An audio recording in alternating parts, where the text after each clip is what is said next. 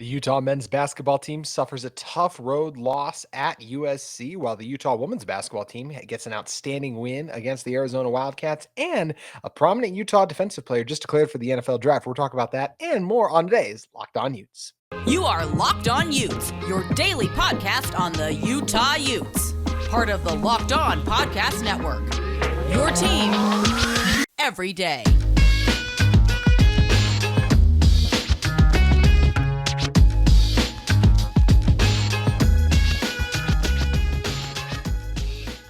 Hello, everyone, and thank you for making Locked On Utes your first listen every single day. We are available on all platforms, including YouTube. My name is JT Wistrcill, former intern inside the University of Utah Athletic Department. Today's episode is brought to you by LinkedIn Jobs. LinkedIn Jobs helps you find the qualified candidates you want to talk to faster. Post your job for free at linkedin.com/lockedoncollege. That's linkedin.com/lockedoncollege to post your job for free. Terms and conditions may apply. Also, just wanted to shout you guys out again. Can't thank you enough for supporting this show. We are available on YouTube, as I discussed. If you aren't already, please like and subscribe. Would love to interact with you guys in the comments too. Your guys' subscriptions have been just fantastic over the past couple months. It's been something I've been really thankful for and lucky about with hosting the show. Would also love to follow you guys on social media. You can find me at JT Wistrcill and find our channel at Locked On Utes. So let's dive into some basketball, shall we? We're going to talk about what an unbelievable win it was for the Utah women's basketball program in our second segment today. But first, got to start out with that tough loss for the men's team on the road. Just a really disappointing second half, I should say, because first half it was very close for this Utah team. I mean, it would go in trailing by 5 at the half. It was 39-34 USC. The Utes and Trojans going back and forth on offense, and it was great to get Brandon Crossan back for this Utah team. They were, of course, without him against UCLA, and yeah, that one went as expected when you're missing your best player. But it was a great first half for the Utes, and even in the second half, it started to really trend in a positive direction for the Utes, is in a positive direction of maybe they can go and get this massive upset on the road, because Will Exact actually followed up his own miss and tied the game led to Utah trailing by just one. It was 47-48 with 14:09 to go in the game. So you're like, Utah is right there. They're just in it. This is their opportunity. But over that final 14-minute stretch, they were outscored 23-9. Just can't happen on the road if you're trying to get wins, especially with a team as good as USC. And I know they're not some outstanding ranked team this year, but we know what a tough out this Trojans team is. You got guys like Boogie Ellis back. How good was Boogie Ellis in this one too? I mean, my word, ended up going for 17 points, over 50% shooting from the field, drilled a couple shots from the outside too. Guys like Drew Peterson too, who I thought Marco Anthony did a solid job on, but guys like that are just going to find a way to impact the game. He ends up with 11 too. So just a tough way for it to turn out for the Utes. They only scored 22 points in total in the second half. And as I said, just can't happen when you're on the road. Credit to USC, the strong adjustments they made, and just feels like a lot of these issues for the Utes continue to wreak their heads. And for the issues I'm talking specifically about, just that inability sometimes to just have guys when you need the moment, when the moment is here and you're on the road in someone else's house and you need someone to create something off the dribble. Just not something that this Utah team really has. And also just that ability to hit those tough shots. Just look, Gabe Madsen can hit any kind of shot, but unfortunately, Gabe was off in this one. As we know, he was 2 of 10 from the outside, 2 of 14 overall from the field. And I mentioned this in my quick little now video, but anytime you get only a combined 12 points from Gabe Madsen, Stefanovic, and Marco Anthony, you're just not going to win many games on the Pac-12 in the road. So just one of the tough things for this Utah team is they do in situations, their offense, it really does seem to come and go. And that's something that's very challenging when you're on the road. You look at when Stefanovic has rough games, he's the guy for this team off the bench. Will Exact played very well. But this team really could just use some more athleticism, guys who are comfortable attacking up top and can really take over a game. It just doesn't really feel like that you have that, because look, teams know what a good shooter Gabe Madsen is. So they are doing everything in their power to stop him and not letting him get those great looks off. So it's just very challenging for him to get going. We know how easy it is to double Brandon in the paint. Brandon still had an outstanding game, did a lot of things well, helped Utah really stay in this game for a long time. But look, you can do a lot of things to take a big guy away, and that's when your outside shooting needs to be there from the outside. And unfortunately, it just wasn't for the Utes in this game. 32% overall. They hit 8 threes, but most of those were really in the first half. In the second half, that shooting wasn't really there. And when you don't have a bench where you have a ton of guys capable of going off, you need your best from Stefanovic, and he was only 2 of 9 in this game. Had the 2 turnovers too. This is the tough part about playing young guys sometimes too. Will Exact with 3 turnovers, and I thought he did a lot of good things in this game, but just one of the things that's tough to roll with when you're playing some of those younger guys, as I mentioned. This USC team too, just one of the things you can tell when you're watching the game, they're just more athletic. The plays they can make off the dribble, the offensive rebounds too that they get. Some of that's related to effort, but other is just athleticism, pure athleticism. USC has better athletes than Utah. That's not something that's surprising. There's ways to overcome that, but got to be sharp in other areas. And this Utah team just wasn't in this one. So in loss, if you lose kind of late at the end of the buzzer, you have some things going on there. I think that's kind of a different way for it to shake out. I think that's where it's like, okay, well, it was fought. We did these positive things, but in it for so long and then have things really get kind of out of hand, I think is where it's really a bummer for this Utah team that didn't work out for in the end, that they weren't able to stay in it and they weren't able to hit those shots when they really need to. So that's what's tough about it. Another thing that we've talked about a lot on the show, and I've been wrong. I was wrong about the Mike Saunders thing. Obviously, I thought he'd be the guy starting over Raleigh Worcester. That hasn't been the case. I don't know why he's not getting minutes, though. I'll say that. Yes, there was some injury stuff at some point in the season. That doesn't really seem to be the case now. But I don't know what's going on there. Look, we went through some stuff with Dave Jenkins last year where he didn't play a lot. This is kind of a trend now where it seems like you get a high profile guard transfer who comes in and then doesn't end up really playing. And I don't want that to be a trend because I think Mike Saunders can do a lot of things. And I think this team could really use some more athleticism at the backup point guard spot, just more athleticism off the bench of a guy you trust to go in and get baskets on the road. Because as I mentioned, I thought Will did a lot of nice things, but that's a true freshman you're asking to come in who still getting used to, I mean, obviously just still getting used to college basketball because he is a freshman, but also coming over from the Canadian, playing Canadian basketball as well, learning the differences of the kind of the game too. I just don't think it's an easy thing as you're trying to adjust to all those different things and what's going on with him. So I think for Mike Saunders, I think this team could really use him out there in those opportunities in those moments, especially when Stefanovic is really struggling. And it's unfortunate that they haven't employed him a lot on the season. We'll see if it ends up shaking out where he does end up getting more minutes. But it's just really disappointing because I feel like he's a guy who really could help this team because, as I mentioned, you just lack that offensive guys who can get a bucket up top. The Utes really rely on getting those open shots on the outside. You don't have a guy who can comfortably hit shots off the dribble. They got a good screen for Stefanovic, a great wide open look, and he just couldn't knock it down. That's what Stefanovic is a guy who can do that, but it's just not on a consistent basis, which just makes it really tough, as I mentioned.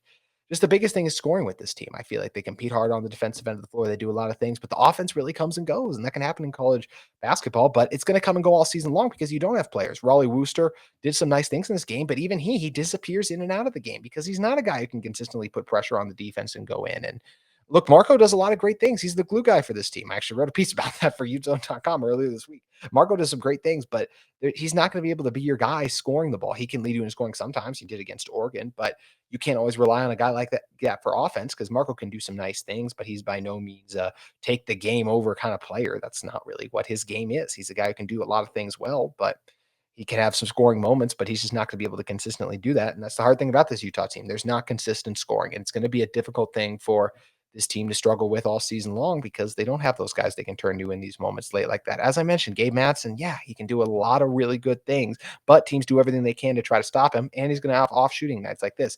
And look, guys are going to have off shooting nights, but it just is a trend for this Utah team in some of these bigger games like that. I'm still very encouraged by the direction this team is going. And I still think they can get a lot of home wins, but it just shows you that they do still have, yes, and I know they beat Arizona, but when you look at some of the games they've lost now, the TCU, Oregon, UCLA, USC, they lost to BYU, of course, too. The Arizona one is kind of like the outlier right now, where it's like this team is capable of getting upsets, but they don't belong in the upper echelon of the Pac-12 yet, at least in my opinion, because of performances in games like this, where it's like the offense just disappears, and something that has happened in numerous big games. When you look at the best teams that Utah's played, I just went through that record.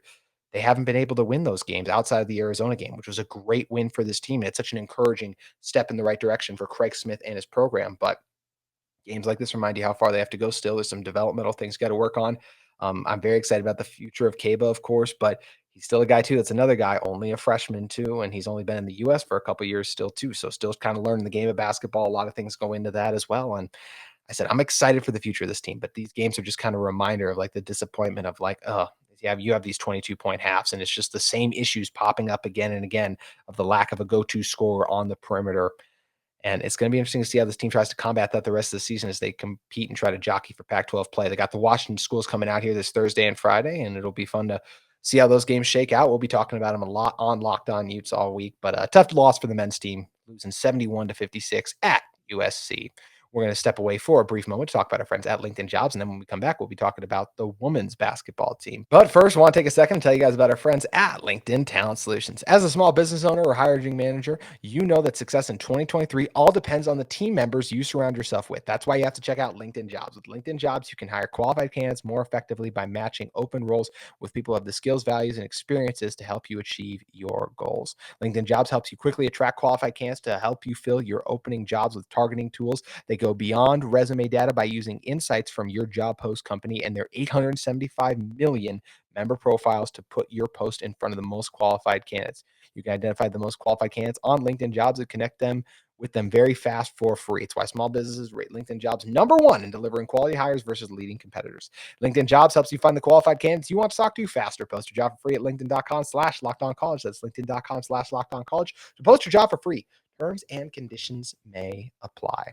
Well, as we mentioned, it was a little bit of a letdown for the men's basketball team, but the women's basketball team, my gosh, the best basketball team at Utah in terms of rankings right now for sure. The 14 ranked Arizona Wildcats came to town to take on the 10th ranked Utes, and the Utes were able to gut it out in a crazy game where they get the win.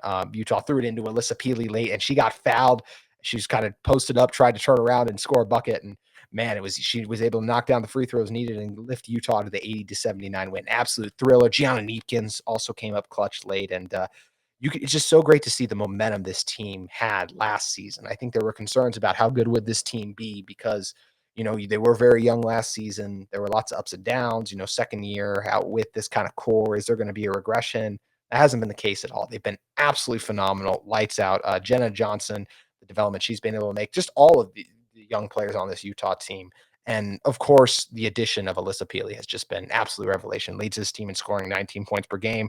And without her, they simply don't get that done. And I don't say that just because she was the one who scored the last 2 free throws, as she did a good job inserting her presence inside. But it is the presence inside, that dominant post presence for the Utes, the job she does establishing the paint. Overall for the game, she scored 27 points. She was 11 of 16 from the field, 5 of 6 from the free throw line. But just a reliable presence these Utes can go to late in these game situations in the paint or just throughout in general that she can get a bucket on the interior. And she really is tough down there. She's extremely strong. She can finish exceptionally well, uses that strength, knows how to create the separation. It allows her to finish through defenders who are slightly taller than her because she just has the fundamentals down, the ability to do that. We know she can stretch the defense out a little bit too. As I mentioned, didn't really make a 3 in this one, but has shown the ability to do that and just hit outside 2-point range all season long. But Peely is someone that I think you got to be really excited about when you watch this Utah women's basketball team. Just her ability to take over these games, have these moments, and whenever things get kind of crazy, because you still have freshmen and sophomores who are playing a lot of minutes for this group, emphasis on the sophomores more so than anything else. You have someone in Peely who can come in there, calm everyone down, be that presence in the interior, and get this team a tough bucket. And I think that's something great, and something this Utah team didn't really have last season, is that reliable paint presence, and they definitely do now. And I am really excited to see the difference she makes too come tournament time, not just Pac-12 tournament time, but NCAA tournament time, because, hey, the 10th ranked Utes are very much, I think they're going to be there. I don't want to jinx them or anything. Knock on wood, they'll stay healthy and make it there all the way. But I really think this is going to be a serious team come NCAA tournament time when we get into March Madness, which is always one of the best times of year when we're talking about college sports. But I've talked a lot about the younger players on this team. I got to talk more about Gianna Neepkins. Just the ability to get to the free throw line late. That was a huge clutch bucket that she drilled. And Gianna is someone who is only a sophomore and just was Pac-12 Freshman of the Year last year. Has just shown an ability to rise up in these big time games when you get a ranked team coming into your house, a top 15 team too, an Arizona team that fought really hard, wasn't going away. Nearly had this game, and I'm sure Arizona fans are like, oh, they're one foul away. And just if you don't commit the foul on that one late, maybe Peely isn't able to make it, but it was a foul. You could see she hit the wrist. I thought it was a good call. But getting back to Gianna, just the ability to get those tough baskets, drive in, scored on the inside. I think she is phenomenal. I think Gianna is a huge presence for this team because of her ability on the perimeter, be able to get some of those tough baskets. We know she can hit from the outside too, and had another strong game in this one, 7 of 11 overall from the field. But I mentioned that ability to get to the free throw line, 5 of 7 from the charity stripe overall for the Utes in this one. They got to the free throw line 20 times to only 16 for Colorado. Utah also made 13 of those, so 65% versus Colorado versus Arizona, 9 for 16, so 56% overall. The Utes made a couple more threes to the second chance points. I mentioned players like Peely, a few of the other Utes, what they were able to do on the glass overall. The Utes able to get the edge in the second chance points, 18 to 10 in this one, and just another phenomenal win for Lynn Ross and her team, that anytime you kind of doubt or count them out, they continue to prove why that's a mistake, because they always seem to find a way to get these out. Yes, they had a disappointing loss against Colorado, but these are the home wins. These are the home games that matter, and these are the tough ones, and the Utes always seem to find a way. And it sets us up for an absolute fantastic game on the 20th, which I believe is Thursday at 7 o'clock at Stanford. It's going to be fun to see how that one all shakes out. I think the Utes have the team to be able to go in there and get the upset. It's going to be extremely challenging. I don't know if I would go in and make a huge bet on it, I would say, but I really do. I really am encouraged by what this Utah women's team continues to produce.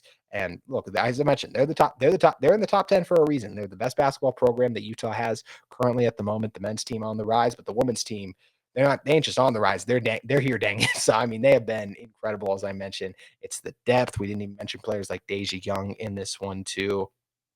You've got to be encouraged about what this Utah women's basketball team is putting up. Kennedy McQueen, another presence. Izzy Palmer with 10 in this one. The Utes loaded with depth, loaded with shooting, loaded with players who are built for the clutch moments. And it's reasons like that they're able to gut it out and get these impressive wins, as they did against the Arizona Wildcats, the 14th ranked Arizona Wildcats, Utah being the 10th ranked team, 80-79, and sets them up for the huge showdown with Stanford that we're going to be breaking down this week on Locked On Utes. Got to talk about some Utah football news, and we're going to do that in a second. But first, I want to talk to you guys about our friends at BetOnline.net. BetOnline.net is your number one source for sports betting info, stats, news, and analysis all season long. You can get the latest odds and trends for every professional and amateur league out there, from pro football to college basketball to NBA basketball, NHL. They've got it all at BetOnline.net.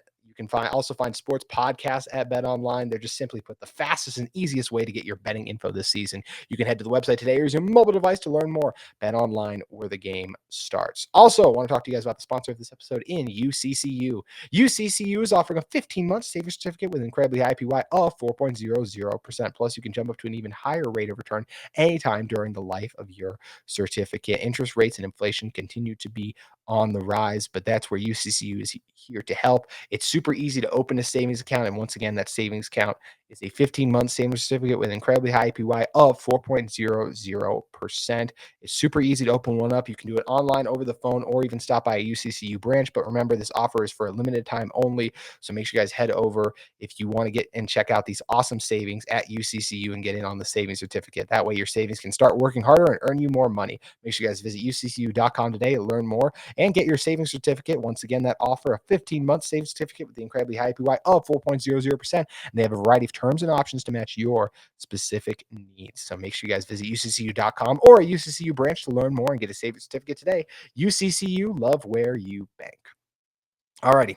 Come back in to close this one out. RJ Hubert. There was a little bit of, all the other Utes came back, right? It was a week ago from Monday when you guys will be listening to this episode. I'm recording this on Sunday, when Cam Rising, Devon Vele, Brant Keithy, and of course, Thomas Yasmin all announced their intentions to come back to the 2023 season. So left a question. Hey, is RJ Hubert going to come back then too?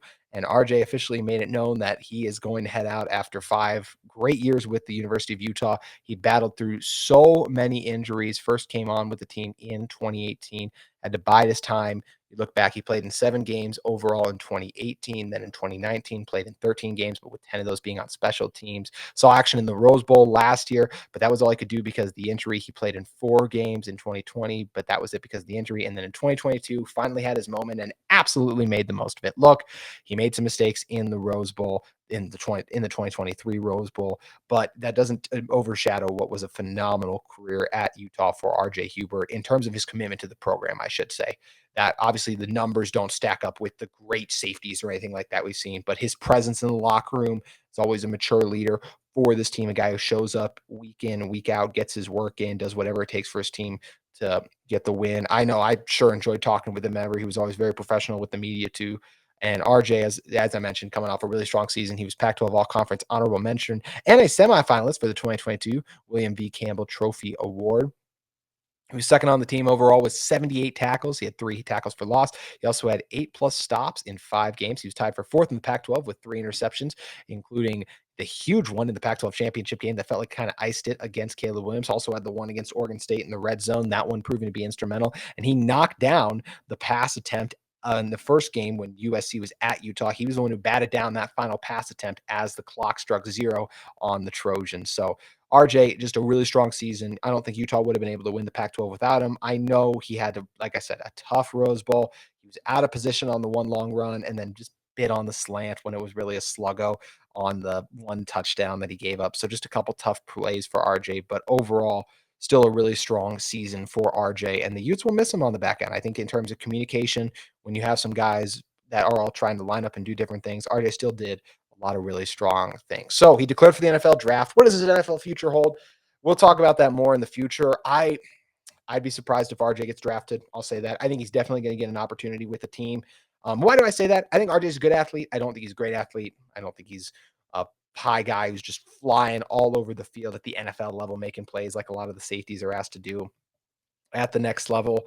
I think he's a good tackler. I don't think he definitely missed tackles on the season. Some of those times getting out of position, as we talked about on some of those long balls. I think those are kind of some of the things that ended up costing him in a couple key situations. So I do think RJ will make an NFL team very happy. I think he can be a really good contributor on special teams. Once again, a guy who's going to show up each week, give you everything he's got, be a reliable presence for you. I think he'll have a chance to maybe contribute on defense, but I think special teams is really where he's going to make his money in the NFL, because he is a guy for me that does a lot of good things in terms of on the special teams. I think covering areas from what he did in the past and just a reliable presence. A guy who's not going to be distraction or anything like that. So I think RJ will get a chance at the next level, but I said I don't think it'll come with one of the 200 plus selections. Although who knows? Maybe he can be Mr. Irrelevant. Obviously working out pretty well for Brock Purdy right now. For those of you guys who watched the NFL playoffs this past weekend, so give a lot of credit to what RJ was able to do the past year at Utah. As I mentioned, Utah wouldn't have been in the position they were in without him. And now he gets his opportunity to go get his bag at the NFL level. Or who knows, if it doesn't even work at the NFL level, there's always the XFL, these other leagues too. But I do expect RJ to at least spend a couple years in the NFL. And RJ's a guy who gave everything he had to this Utah team. It was so great to see him come back from those 2 season-ending injuries, battle his way back, and have an outstanding senior campaign, and where he was able to help this team go back to back in terms of Pac-12 championships. So congrats to RJ and best of luck in training for the NFL draft. That's going to do it for today's episode of Locked On Utes. Make sure you guys keep it with us tomorrow. We'll be talking to Utah Gymnastics as the Red Rocks. We're the best team at the best of Utah, not surprisingly. We'll be talking that over with Mike Lagerschaltz, the voice of Utah Gymnastics, on tomorrow's Locked On Utes. Also, if you guys are in the market for a second listen every day, as we so appreciate you making Locked On Utes your first listen every single day, make sure you check out the brand new podcast, Locked On College Basketball. Everything you need to know about college basketball in one place. You can hear from about the biggest games, also hear from the biggest experts, insiders, coaches, and players. Locked On College Basketball, available on YouTube and wherever you get your podcast. Appreciate you guys again for tuning into this one. That's going to do it for today's edition of Locked On Utes, but we'll see you tomorrow.